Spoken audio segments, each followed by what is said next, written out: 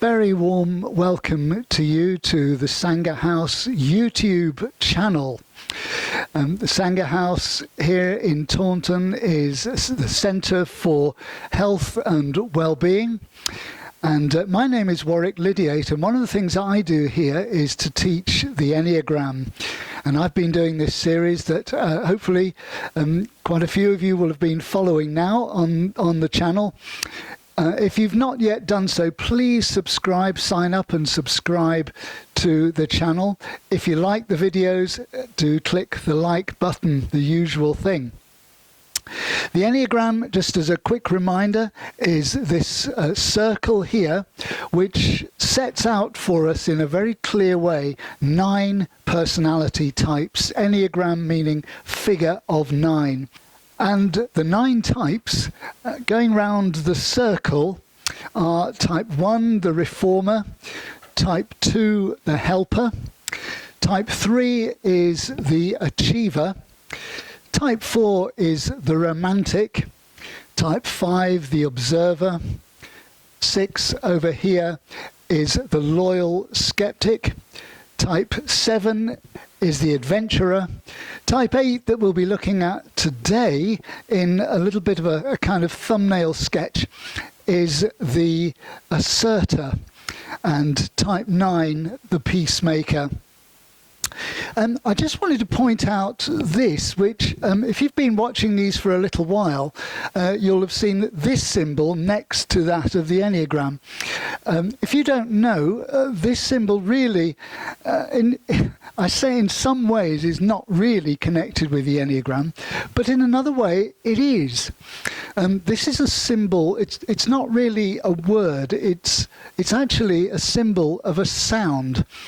There are various pronunciations, or om, and it's a Sanskrit symbol, and it really is the kind of primal sound of the universe. It's kind of all-encompassing sound of the whole universe. A very kind of basic sound, a vibration, if you like. And I find it very apt, it being next to the Enneagram, which again is a symbol of completeness. We're all here, all 9 types, personality types are here within the Enneagram. So both, in a sense, are symbols of completeness.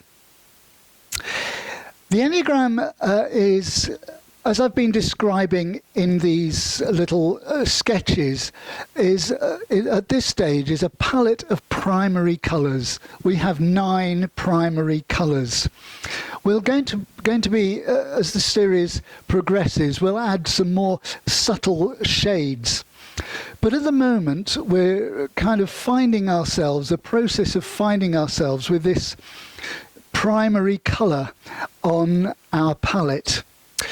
The problem with that is, and something that really we all find, unless we are very self-aware, this primary colour is the way we're going to react in the situations that we find ourselves in life. Some of us might react with fear. Some of us might react with caution. Some of us might react with a sort of big, expansive view of the world and be very adventurous, as we saw with the type 7. Some will be very caring, not exclusively, but often the type 2 are very concerned about the other person.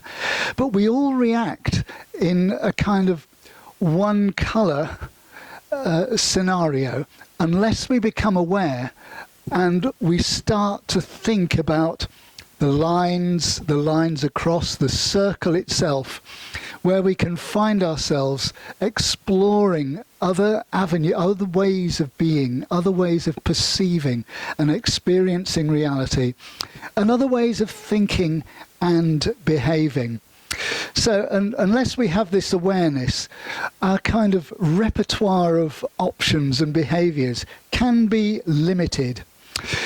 A big example of this is the type 8. We're all examples of this. The one we're focusing on today is type 8. Type 8, the asserter, is all about strength. So I'm going to put on a sort of type 8 pose. Control, assertiveness, strength. The 8 in that scenario, that's the primary colour, the primary kind of characteristic. So the 8 can find it very difficult to deal with weakness. If it's all about strength and poise, and as one Enneagram teacher said to me, substance over style, they can find it very difficult when dealing with weakness, especially perhaps weakness with themselves. When they see weakness in others, it's tempting to kind of look down and be dismissive of the person who is perceived to be weak by the type 8. Type 8 is the asserter. I want to draw your attention to the fact that I've used these words, these little words to describe. So the 8 is the asserter.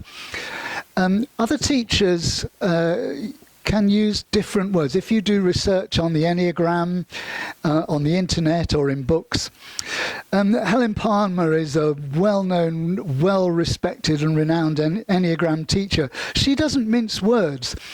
She refers to the 8 as the boss. And the 8 comes into the world with this kind of search for power. The 8 asks, who's in charge round here? Or the 8 may say, I'm in charge round here. They like to know who the symbol of authority is. Where does the authority lie? And Helen Palmer, who said that, is not too far wrong, because absolutely, without question, 8s make excellent leaders. They can make excellent managers. They are decisive. They are indeed assertive. Sometimes it can appear as aggression, but many 8s can make leadership look natural. They just naturally gravitate towards a position of leading, being in control. And other teachers call this type the challenger, because 8s like to kind of spar with you, because they're testing. Are you able to stand up for yourself? As I say, they struggle with weakness in themselves and in others. And they like to kind of throw out challenges, maybe a surprising, might be even a shocking statement to try and test you and put you on your guard. Can you stand up for yourself? Do you appreciate directness, honesty? Palmer says this: when 8s check out motivations of others during a fight with a friend, it is a request for intimacy. When the 8 puts that challenge out, they're actually saying, I want to have this discussion with you. I want to get to know you. I want us to kind of test the waters. She says this: 8s believe that the truth comes out in a fight. How about that? A surprise for many people, especially those who are unnerved by the fact that anger and intimacy can be closely linked. Very perceptive, I think, of Helen Palmer to say that. So 8s like you to stick to your guns. No vacillating. Are you true to your word? Are you honest to the core? We started this series with type 1, and we noted that types 8, 9 and 1 are what we call the body center or the gut center. So the energy of this type comes from the body, very grounded sort of energy. The 2, 3 and 4 are the heart-centered, which is about connecting with others, feeling with others. And 5, 6, 7 are the head centers, the thinkers. And so the 2, 3 and 4 is all about emotion, but also one of the issues with the 2, 3 and 4 is that of image. 2s, 3s and 4s can sometimes like you to see the genuineness, the meaning, the love that they show, the affection, or the achievements that they do in the case of the 3. With the 5, 6 and 7, the background kind of feeling and sensation is that of fear. Can be overthinking, and what can go wrong? Are we getting this right? When we come back to the 8, we're back in the 8, 9, 1, the gut center, or the body center. And one of the kind of overarching sensations is that of anger. And 8s can be quite driven by the need for justice. And they can get angry about injustice. With 1s, it's kind of an irritation. With 8s, it can be quite a full-blown thing, quite a full-blown anger. And anger is a great motivation for action. Let's do something about it. Let's fix this. Let's put this right. And with the 8 saying, if I'm in charge, we can do these things to put it right. And like we saw with the type 7, 8s are planners. They make big plans. So all of this is very active and quite a kind of dominant feel to the 8. But there is another side. When the 8s get into a comfortable situation, perhaps with a group of people they're familiar with, maybe a family scenario, a group of close friends, the barriers drop down. The kind of firmness and strength drops away. The strong barriers are let down. And what comes out is a desire to protect. Love for the 8 comes out with a desire to protect, and particularly the weak and the vulnerable, the downtrodden, those who are overlooked. And a beautiful tenderness emerges in the character of the 8. Very protective, very caring, and loving in the way that they love, in the way that type 8s like to love. And it's a very beautiful image, a very beautiful picture. So it's not all about this kind of hard outer shell.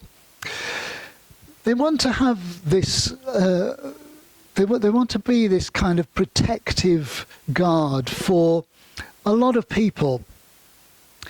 One of the difficulties that can emerge is if the other person doesn't want to be part of that protective circle, thank you very much, the 8 feels that uncomfortable, and that's where they'll go back into the challenging mode. They want to test you out. But when you are tested, and when you are perhaps the underdog, this lovely element comes out. The barriers, as I say, are let down.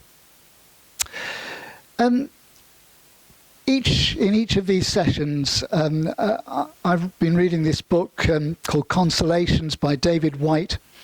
And this book is a lovely book of... David White is a poet who explores meanings of words and creates colourful pictures. And I've found a number of words in his book, Consolations, to be very apt for Enneagram types. And for the type 8, I've selected this word, robustness.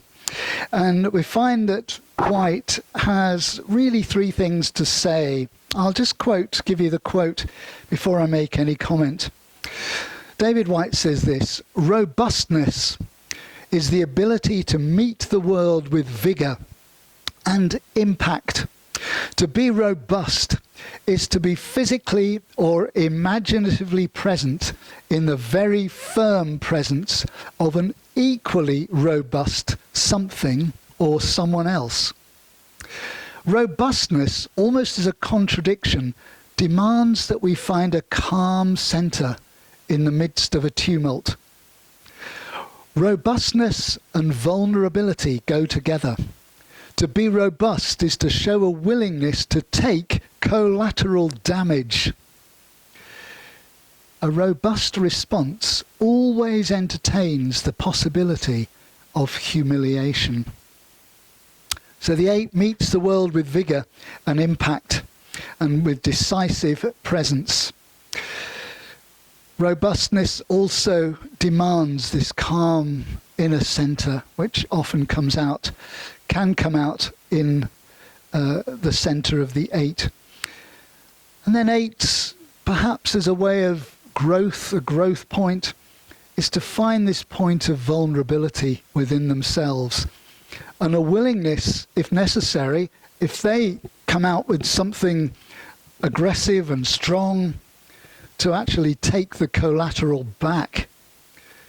And the robust response may mean a climb down, and their position might mean finding a place of humility.